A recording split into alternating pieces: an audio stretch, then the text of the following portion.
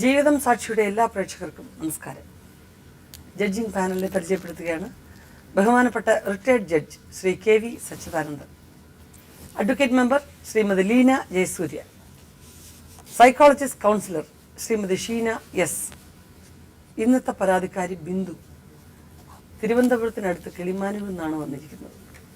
ബിന്ദുവിന് ഒരുപാട് എന്താ പറയുന്നത്, ഒരിക്കലും പരിഹാരം കാണാൻ കഴിയില്ല എന്ന് തോന്നുന്നത്ര മാനസിക വ്യഥയുമായിട്ടാണ് ബിന്ദു വന്നിരിക്കുന്നത്. അത് ബിന്ദുവിൽ കൂടി തന്നെ നമുക്ക് കേൾക്കാം. ബിന്ദു, ആരൊക്കെ ഉണ്ട് ബിന്ദുവിന്റെ വീട്ടിൽ? എന്റെ വീട്ടില് ഞാനും എന്റെ ഭർത്താവും 2 കൊച്ചുങ്ങളും. ബിന്ദുവിന്റെ കൂടപ്പറപ്പുകളായിട്ടൊക്കെ അനിയത്തി മാത്രമേ ഉള്ളൂ. അനിയത്തി മാത്രം. എന്നിട്ട് കല്യാണം കഴിഞ്ഞ് പോയി. അച്ഛനും അമ്മയും വേറെ വീട് വെച്ച് താമസിക്കുന്നു. അവര് ജോലിയൊക്കെ ചെയ്യുന്നുണ്ട് എപ്പോഴും? ജോലി ചെയ്യുന്നുണ്ട്. അമ്മയും അച്ഛനും ജോലി ചെയ്യുന്നു. അപ്പൊ അവര് നിങ്ങൾക്ക് എന്താ പറയുന്ന മക്കള് ചെലവിന് കൊടുക്കേണ്ട ആവശ്യമൊന്നുമില്ല അവർക്ക്? ഇല്ല, കൊടുക്കേണ്ട ആവശ്യമില്ല. എത്ര വരെ പഠിച്ചു? 10 വരെ. പിന്നെ പഠിക്കാൻ ഇഷ്ടമല്ലാത്തോണ്ടാണോ എന്താ? പിന്നെ പോയില്ല. എങ്ങനെയാ ഈ ആലോചന വന്നത്, കല്യാണാലോചന? പിന്നെ എന്റെ അച്ഛന്റെ സഹോദര മോനാണ് കൊണ്ടുവന്നത്. കൊണ്ടുവന്ന് ഇങ്ങനെ കല്യാണം കഴിച്ച് കൊടുക്കണമെന്നൊക്കെ പറഞ്ഞപ്പോഴത്തേക്ക് എൻ്റെ അച്ഛൻ പറഞ്ഞ് അച്ഛൻ്റെ ചേട്ടൻ എന്നെ കാണാതെ പോയിട്ടുണ്ടായിരുന്നു. അങ്ങനെ പറഞ്ഞ് പിന്നെ അത് ഇങ്ങനെ കാണാതെ പോയതുകൊണ്ട് ഇപ്പോഴൊന്നും നടക്കൂല എന്ന് പറഞ്ഞിട്ട് കേൾക്കാതെയാണ് ഈ അപ്പച്ചിയുടെ മോൻ ഈ ആലോചന കൊണ്ടുവന്നത്. അച്ഛൻ്റെ ചേട്ടനെ കാണാതെ പോയെന്ന് പറഞ്ഞാൽ എങ്ങനെ? അദ്ദേഹം പിന്നെ വീട് വിട്ടങ്ങ് പോയായിരുന്നു. പോയിട്ട് പിന്നെ കണ്ടു കിട്ടിയില്ല. അത് നാക്കെടുക്കൂലായിരുന്നു. പിന്നെ സംസാരിക്കാൻ കഴിവില്ലാത്ത മനുഷ്യനാണ്. അപ്പൊ അദ്ദേഹത്തിന് തിരിച്ചു കിട്ടിയതിന് ശേഷമേ ഉള്ളെന്നാണ് പറഞ്ഞത്. കല്യാണം നടക്കാൻ പറ്റുള്ളൂ എന്ന് പറഞ്ഞു. അപ്പോഴത്തേക്ക് അവര് പറഞ്ഞ് അത് പിന്നെ ഇനിയിപ്പോ ഈ കല്യാണം കഴിഞ്ഞിട്ട് പിന്നെ നമുക്ക് തിരക്കം ചെയ്യാന്നും പറഞ്ഞുകൊണ്ട് എന്റെ അപ്പച്ചിയുടെ മോൻ വന്നോടന്ന് നിർബന്ധം പിടിച്ച് എന്റെ അച്ഛൻ സമ്മതിച്ചു. എന്താ ഭർത്താവിന്റെ പേരെന്താ? അനിൽകുമാർ. പുള്ളി എന്ത് ജോലി ചെയ്യായിരുന്നു ആ സമയത്ത്? ശില്പം കൊത്തുന്നാണ് നമ്മുടെ പറഞ്ഞത്. ശില്പം കൊത്തുന്നാണ് പറഞ്ഞത്. പക്ഷെ അത് കല്യാണം കഴിച്ചതിന് ശേഷം പിന്നെ പോയിട്ടില്ല. ശില്പം കൊത്തെന്ന് പറഞ്ഞത് അമ്പലങ്ങൾക്ക് വേണ്ടി കല്ലില് കൊത്തൊക്കെ എന്നാണ് പറഞ്ഞത്. പക്ഷെ അതിന് കല്യാണം കഴിച്ചതിന് ശേഷം പിന്നെ ആ പണിക്ക് പോയില്ല.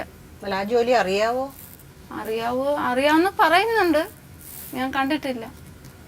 കല്യാണം കഴിഞ്ഞ് ഒരിക്കൽ പോലും ആ പണിക്ക് പോയിട്ടില്ല. എന്നിട്ട് പിന്നെ കല്യാണം നടത്തി. കല്യാണ സമയത്ത് ഇത്ര തരണം, ഇത്ര കൊടുക്കണം, അങ്ങനെ ഡിമാൻഡ് വല്ലതും ഉണ്ടായിരുന്നു? അവര് സ്വർണങ്ങളൊന്നും ചോദിച്ചിട്ടില്ലായിരുന്നു.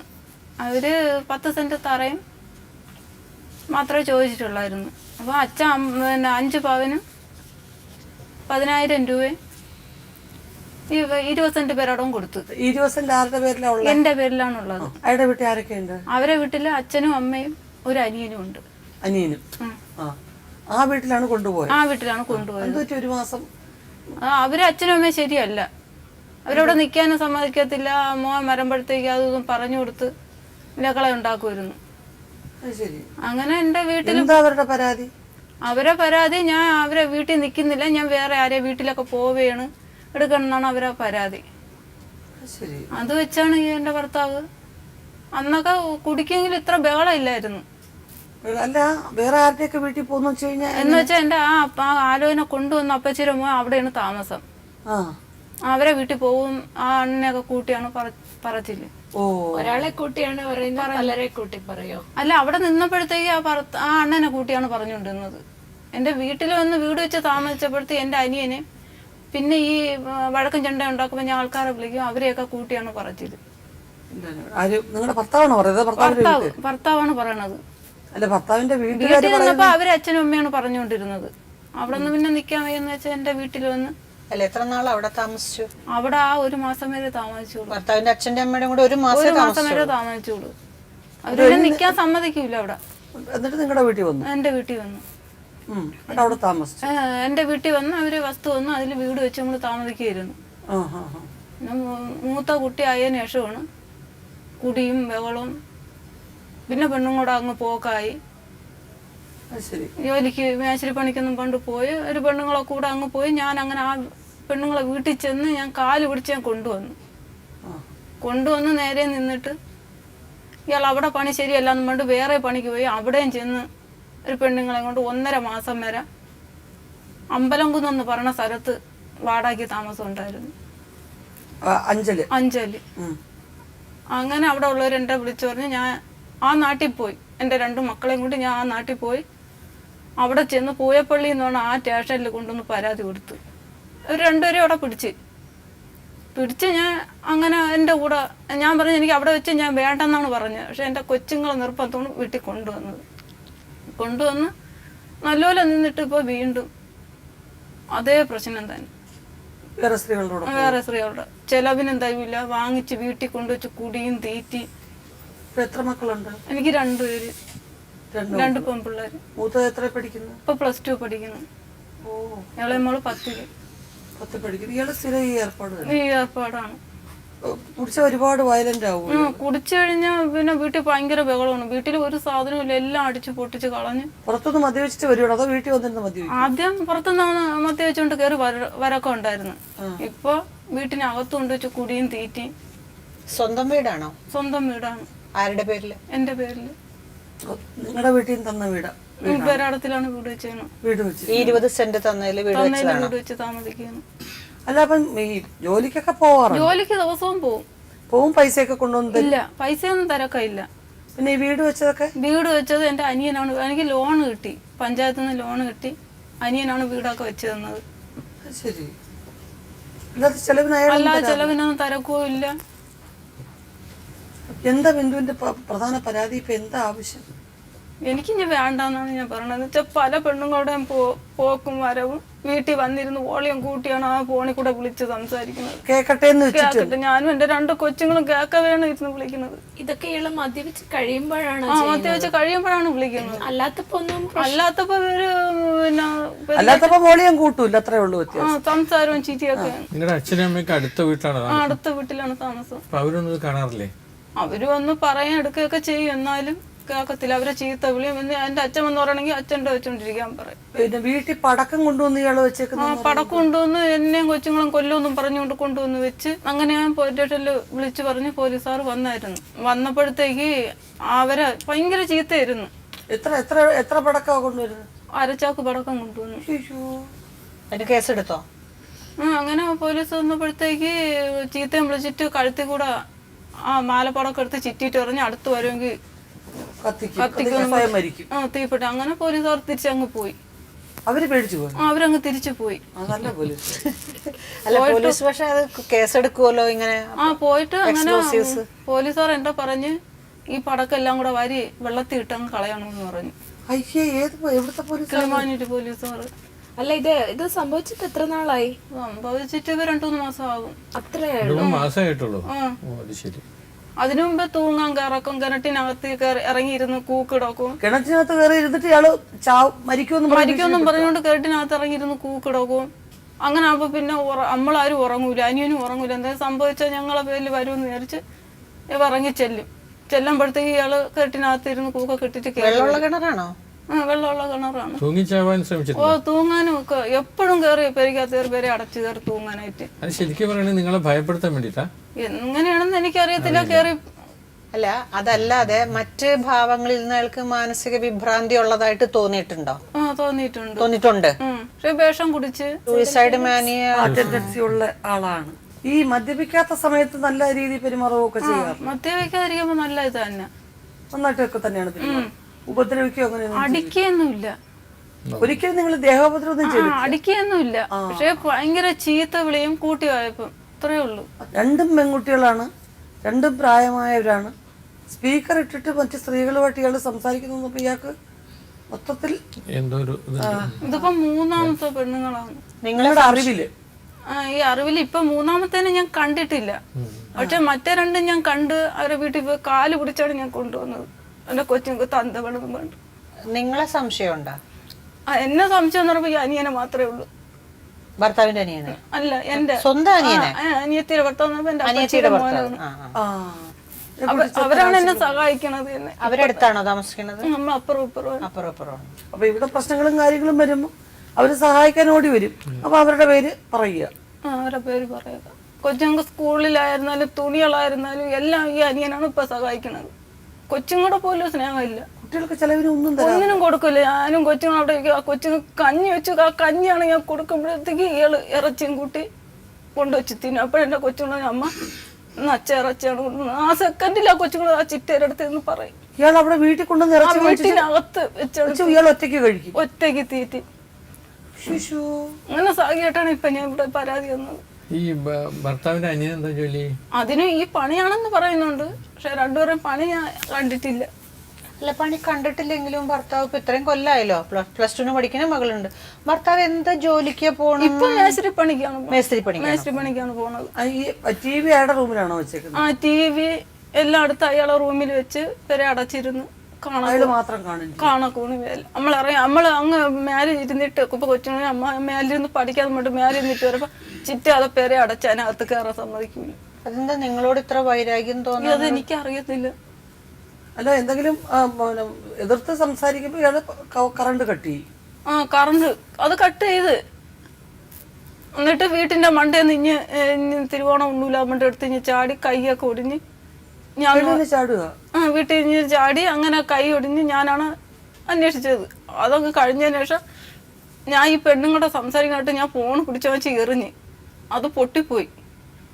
അതിന് ശേഷം ഇയാള് കൈ ഒടിഞ്ഞ് ആശുപത്രി പോയി പിറ്റേന്ന് ഫോണും വാങ്ങിച്ച് കൊണ്ടുവന്നു. ആരാണ് കൊടുത്തെന്ന് എനിക്കറിയത്തില്ല. മരുന്നും വാങ്ങിച്ചു കൊടുത്ത് വീട്ടിൽ വന്നിരുന്ന് ഫോൺ വിളിയും സംസാരവും ചിരിയും. പെണ്ണുങ്ങളെ ചെരുപ്പ് ഇറക്കി വീട്ടിനകത്ത് കൊണ്ടുവെപ്പും വീട്ടിൽ കൊണ്ടുവന്ന് വെച്ചിരുന്നു. അതെനിക്കറിയത്തില്ല. ഇവരെ ഇറിറ്റേറ്റ് ചെയ്യണം എന്നുള്ളതാണ്. വേറെ എന്തെങ്കിലും സ്ത്രീകളുമായിട്ട് സംബന്ധപ്പെട്ട മറ്റെന്തെങ്കിലും വീട്ടിൽ കൊണ്ടുവരാറുണ്ടോ? അല്ല, വീട്ടിൽ അങ്ങനെ കൊണ്ടുവരാറില്ല. പിന്നെ സംസാരമാണെന്ന് വെച്ചാൽ നമ്മളൊക്കെ ഒക്കെ ചെയ്യുന്ന സംസാരമൊക്കെ. ഇപ്പൊ ഇയാളെ ഒഴിവാക്കണം, എനിക്ക് ഒഴിവാക്കണമെന്ന്. താമസം എന്റെ കൂടെ തന്നെ താമസം. എല്ലാ ദിവസവും രാത്രി വരുവോ?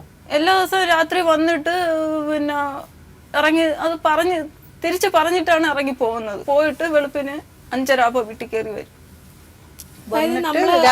രാത്രി ഉണ്ടാവില്ല. രാത്രി ചിലപ്പോ ദിവസങ്ങളിൽ കാണത്തില്ല. വന്ന് ഒരുങ്ങി ഇറങ്ങി പോയിട്ട് തിരിച്ച് പറഞ്ഞിട്ട് ഇറങ്ങി പോയിട്ട് രാവിലെ 5:30 കയറി വരും, ഒരുങ്ങും. നിങ്ങൾ തമ്മിൽ യാതൊരു റിലേഷനും ഇല്ല? ഇല്ല. എത്ര നാളായിട്ട്? അത് ഈ പിന്നെ പെണ്ണുങ്ങളോട് ആയതിനു ശേഷം എന്നുവെച്ചാൽ 2 സ്ഥലത്ത് ഞാൻ പോയി കൊണ്ടുവന്നു. വീട്ടിലേക്ക് ഞാൻ കൊണ്ടുവന്നു. എന്റെ കൊച്ചിന് തന്തവണം കൊണ്ടുവന്നു. അപ്പൊ ഇപ്പോഴും ഇതും കൂടെ ആയപ്പോഴത്തേക്ക് പിന്നെ വേറെ ശാരീരികമായിട്ട് നിങ്ങൾക്ക് ബുദ്ധിമുട്ടുകളോ അസുഖങ്ങളോ അങ്ങനെയൊന്നും ഇല്ലല്ലോ? ഇല്ല ഒന്നുമില്ല. ഇല്ല. എന്തായാലും നമുക്ക് അയാളെ വിളിച്ചു നോക്കാം. അനിൽകുമാർ അല്ലേ? സാർ, അനിൽകുമാറിനെ വിളിക്കാം. സാർ, ഇതാണ് സാർ അനിൽകുമാർ. എന്ത് ജോലിയാ ചെയ്യുന്നത്? സിമന്റ് വേണ്ട. എത്ര ഉണ്ട് വിദ്യാഭ്യാസം അനിൽ? ഞാൻ 8ാം ക്ലാസ്. അച്ഛനും അമ്മയൊക്കെ അടുത്താണോ താമസം? അല്ല, അവരങ്ങ് എന്റെ സ്ഥലത്താ. എവിടെ? മടവൂര്. മടവൂരാണ് താമസിക്കുന്നത്. ഒരു ജോലിക്കൊക്കെ പോകുന്നുണ്ട്? പോകുന്നുണ്ട്. ഇപ്പോഴും പോകുന്നുണ്ട്. അനിയനും കല്യാണം കഴിച്ചു വരാൻ താമസം? ഇല്ല, കല്യാണം കഴിച്ചില്ല. അനിയും കല്യാണം കഴിച്ചിട്ടില്ല. അനിയും കൂടെ ഉണ്ട്? തള്ളേരെ കൂടെയാണ്. ഞാൻ ഭാര്യ വീട്ടില്. ഇവരുടെ വീട്ടിലാണ് താമസിക്കുന്നത്. പറഞ്ഞു അവിടെ വന്ന് അവർക്ക് കിട്ടിയ വസ്തുവിൽ വീട് വെച്ച് താമസിക്കുകയാണ്. അല്ല, ഈ എന്താ പറയുന്ന അവരുടെ ഒരു ഭയവും ആദിയും എന്നൊക്കെ പറയുന്നത്, നിങ്ങൾ പലതവണ ആത്മഹത്യക്ക് ശ്രമിക്കുന്നു. എന്താ കിണറ്റിനകത്ത് ഇറങ്ങിയിരുന്ന് അതിനകത്തിരുന്ന് ഒച്ച ഉണ്ടാക്കുക, ബഹളം ഉണ്ടാക്കുക, ചാവുന്നത് എന്ത് വെച്ച്? അതേ ഒരു സാഹചര്യങ്ങൾ അങ്ങനെ ആയിപ്പോയോണ്ട് ഒരു ചെറിയ വിരട്ട് മാത്രമേ ഉള്ളൂ, അല്ലാതെ മരിക്കണോന്നും കൊണ്ട് ചെയ്യുന്നതല്ല തോന്നുന്നു. അല്ല, അത് വിരട്ടാണെന്നുള്ള നമുക്ക് മനസ്സിലാവുമല്ലോ. കാരണം കിടക്കാതെ ചാവാനുള്ള ഒറ്റ ചാട്ടത്തിന് ചത്താ പോയി. അതിനകത്തിരുന്ന് ഒരുത്തനും കൂവേണ്ട കാര്യമില്ലല്ലോ. കൂവി ഞാൻ എന്നെ ഒന്ന് രക്ഷപ്പെടുത്തുവോ എന്നും പറഞ്ഞ് വിളിക്കുന്നതാണ്. അത് നമുക്ക് മനസ്സിലാവും. ശരിക്കും അതൊരു കോമഡി സീനാണ്. പക്ഷെ ഭാര്യയ്ക്കത് വിഷമം അല്ല വരുന്നത്. എന്തിനാ അങ്ങനെ ഭീഷണിപ്പെടുത്താൻ മാത്രം രാക്ഷസിയാണോ ഇവര്? അല്ല, പിന്നെന്താ? എന്താ ചോദിച്ചു കഴിഞ്ഞാൽ എനിക്ക് അവന് മറുപടി അറിയത്തില്ല. പറയണമല്ലോ. ഇപ്പോഴത്തെ സാഹചര്യങ്ങളിൽ അങ്ങനെ ചോദിക്കുന്നത് ഇത്രയാണ്. നിങ്ങൾ വിരട്ടുക എന്ന് പറഞ്ഞല്ലോ, എന്താ നിങ്ങൾക്ക് ഭാര്യയെ കുറിച്ചുള്ള പരാതി? എന്താണ്, എന്തിനു വേണ്ടി നിങ്ങൾ വരട്ടുന്നു? പരാതി എന്ന് പറഞ്ഞാൽ ഞാൻ പറയുന്ന രീതിയിലെങ്ങും ഭാര്യ വരുന്നില്ല. എനിക്കത് ഇഷ്ടമല്ലാത്ത കാര്യങ്ങളിൽ പോകരുതെന്ന് പറഞ്ഞാൽ പോകരുത്. അതിന് അപ്പോഴത്തേക്ക് എനിക്ക് ഫീലിംഗ് ഉണ്ടാവും. എന്താ അവർക്ക് പ്രധാനമായിട്ട് 1-2 കാര്യങ്ങൾ പറയാനില്ല ഇഷ്ടമില്ലാത്ത. എനിക്ക് ഇവളിന്റെ കാര്യം ചെയ്യുന്ന എനിക്ക് ഇഷ്ടപ്പെടുന്നില്ല എന്നുള്ളത് എന്താണ് അവരുടെ ഇഷ്ടപ്പെടുന്ന? ഞാൻ പണിക്ക് പോകുമ്പോഴത്തേക്ക് തള്ളേരെ അടുത്ത് പോവേ, അനിയന്റെ വീട്ടിൽ പോവേ, എവിടെ പോക്കോ എനിക്ക് കുഴപ്പമില്ല. പക്ഷെ ഞാൻ വീട്ടിൽ വരുമ്പോഴത്തേക്ക് എന്റെ വീട്ടിൽ കാണണം. ഇതേ സംഭവം, ഇത്രേ ഉള്ളു സംഭവം. ഇത് ഞാൻ വീട്ടിൽ വരുമ്പോഴത്തേക്ക് വീട്ടിൽ കാണത്തില്ല. മേളിലും അപ്പുറത്തും ഇപ്പുറത്തും പോയിരുന്ന സിനിമയും കണ്ട് രാത്രി 10 മണിക്ക് 12 മണിക്ക് 11:30 ഒന്ന് ഇറങ്ങിയിട്ട് അമ്മയും പെണ്ണും കൂടെ പെരയ്ക്കകത്ത് കയറി പെരയും പൂട്ടി കിടക്കുക.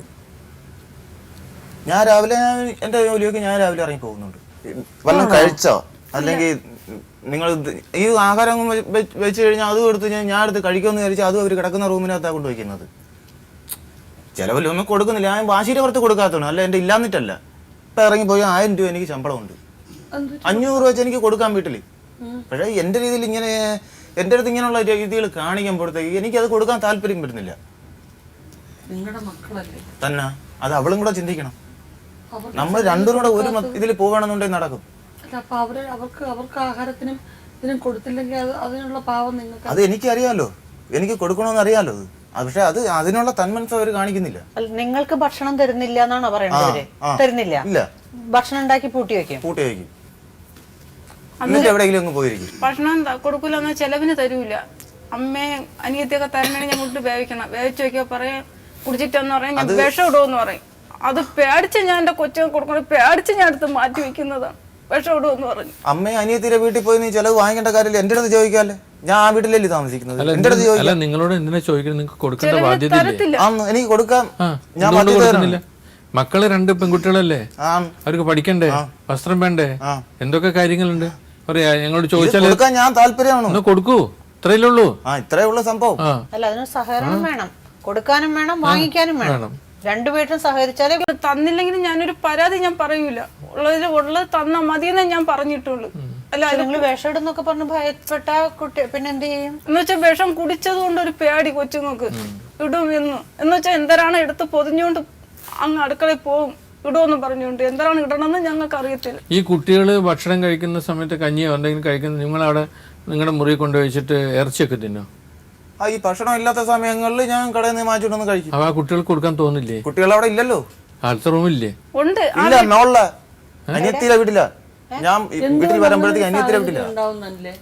അനിൽ നല്ല രീതിക്ക് വീട്ടിൽ വന്ന് സന്തോഷമായിട്ടൊരു കുടുംബമാണെങ്കിൽ എന്തുകൊണ്ട് കുഞ്ഞുങ്ങള് മറ്റൊരു വീട്ടിൽ പോയിരിക്കുന്നു? അവര് കൊച്ചു കുട്ടികളല്ല, അവര് അറിവായ പിള്ളേരല്ലേ, അവരെന്തുകൊണ്ട് അങ്ങനെ പോയിരിക്കുന്നു? ഞാൻ എന്നിട്ട് അവിടുത്തെ ചോദിച്ചു, നിങ്ങൾ അവിടെ പോയി ഇരിക്കോളാന്ന് ചോദിച്ചു. അവിടെയും എന്റെ വീട്ടിലും ഇരിപ്പുണ്ട് TV, അത് കണ്ടുകൂടെ അവർക്ക്?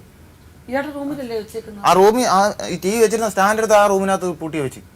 എന്ന് വെച്ചാൽ എല്ലാം അടിച്ചു പൊട്ടിച്ച് കളഞ്ഞപ്പോ കൊച്ചുങ്ങൾക്ക് ബാഗ് വെക്കാൻ പോലും ഒന്നുമില്ല. അങ്ങനെ വഴക്കടന്നപ്പോ TV സംഗീതം ചാക്കിനകത്തും ബാസ്പോർട്ടിനകത്തും വാരി കെട്ടി വെച്ച് എവിടെ കൊണ്ടുപോകാൻ. അപ്പൊ സ്റ്റാൻഡ് എടുത്തപ്പോ കൊച്ചുങ്ങൾ പറഞ്ഞു അമ്മ നമ്മളതിനകത്ത് ബുക്ക് എന്ന് വെച്ചാൽ ബാഗ് തറയിലാണ് കൊണ്ടുവന്ന് വെക്കുന്നത്. അങ്ങനെ കൊച്ചുങ്ങൾ എടുത്തുകൊണ്ട് വെച്ച് ബാഗുകളും ബുക്കുകളും വെച്ച് ആ വീട്ടിൽ ഒരു സാധനമില്ല, എല്ലാം അടിച്ചു പൊട്ടിച്ച് കളഞ്ഞു. അടിച്ചു പൊളിച്ച് അവിടെ ആൾക്കാരും ഞാൻ എന്തെങ്കിലും അവളുടെ അടുത്ത് എതിർത്ത് സംസാരിക്കുമ്പോൾ ഒന്നീ അവന്റെ അനിയെ ഓടിക്കൊണ്ടുവരും, അല്ലെങ്കിൽ തന്ത ഓടിക്കും, വല്ല മടലാതെ കൊണ്ടുവന്ന് അടുപ്പായി വരും. ഈ ഇടയ്ക്ക് അടിച്ചതാ ഇവിടെ. അങ്ങനെയൊക്കെ വരുമ്പോഴത്തേക്ക് ഒരു ഭർത്താവിന് ദേഷ്യങ്ങളെ ഉണ്ടാവുള്ളൂ, ഒരു ഭാര്യ ഈ രീതിയിൽ കാണിക്കുമ്പോഴത്തേക്ക്. അല്ല, അടിക്കുന്ന ലെവലിൽ നിങ്ങൾ എന്ത് ചെയ്യുന്നു? ഒരാൾ അപ്പുറത്തുനിന്ന് വേറൊരുത്തം വന്ന് നിങ്ങളെ അടിക്കുന്ന ലെവലിൽ നിങ്ങൾ എന്താ ചെയ്യുന്നത്? ഞാൻ ഓരോ കാര്യങ്ങളിൽ എന്തെങ്കിലും എനിക്ക് ഇഷ്ടപ്പെടാതെ ഞാൻ എൻ്റെ ഭാര്യ അടുത്ത് ചോദിക്കും. ആദ്യം പതുക്കെ പറയുമ്പോൾ പിന്നെ അത് ഉച്ചത്തിലാകുമ്പോഴത്തേക്ക് ഇവരാരെങ്കിലും വരും. ഞാനും എൻ്റെ ഭർത്താവും കൂടെയാണ് ഈ സംസാരിക്കണം, നിങ്ങൾ ആരും ഇതിനകത്ത് ഇടപെടേണ്ട എന്ന് അവർക്ക് പറയാം. ആ ഒരു റേഞ്ചും കഴിയുമ്പോഴല്ലേ ഒരുത്തൻ ഇടപെടും. ഭാര്യയും ഭർത്താവുള്ള വഴക്കിൽ ആരും ഇടപെടില്ല.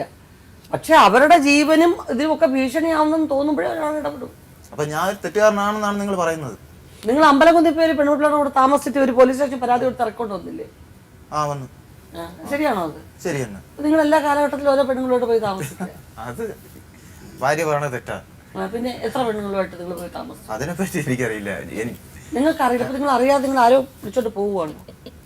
നിങ്ങൾ ഈ വീട്ടിനകത്ത് പടക്കം കൊണ്ടുവന്ന് വെക്കുന്നുണ്ട്. അതൊരിക്കൽ ഇത് കണക്ക് ആ വിഷുവിന്റെ തലേ ദിവസം കണക്ക് നമ്മള് ആറ്റില് ചൂണ്ടയ്ക്ക് പോയപ്പോഴത്തേക്ക് ചാക്ക് കെട്ടിക്കൊണ്ടിട്ടുണ്ട്, അങ്ങനെ എടുത്തോണ്ട് വന്നു. അവിടെ കിടന്നിരുന്നു. അതൊന്നും നിരോധനമല്ല, പരവൂര് പൊട്ടിയ സമയത്തായി കടകളിൽ ഇരുന്ന സാധനം കൊണ്ടെല്ലാം അവിടെ കൊണ്ടുവന്ന് കളഞ്ഞത്. അപ്പൊ നമ്മളിങ്ങനെ പൊക്കോണ്ടിരുന്നപ്പോഴത്തേക്കാണ് പല 2-3 ചാക്കുകൾ ഇങ്ങനെ കെട്ടിയിട്ടിരിക്കുന്നതാണ്. അങ്ങനെ അതിൽ നിന്ന് എടുത്തു കൊണ്ടുവന്ന് അതിപ്പോ അത് വീട്ടിൽ കൊണ്ടുവന്ന് മക്കളും ഭാര്യയുള്ളൊരു വീട്ടിൽ എന്തോ പറഞ്ഞാ കൊണ്ടുവന്നേ? അത് നമ്മളെ കൊല്ലൊന്നും പറഞ്ഞു പേടിപ്പിക്കാൻ തന്നെ ചെയ്തത്. അസലായി. അപ്പൊ വീട്ടിലുള്ളവർക്ക് സമാധാനം അല്ലേ വേണ്ടത്, പേടിപ്പിക്കുന്ന ഒരു അന്തരീക്ഷമാണോ? നിങ്ങൾ വിഷം കുടിച്ചോ? ഞാൻ കഴിച്ചായിരുന്നു. എന്തിനായിരുന്നു?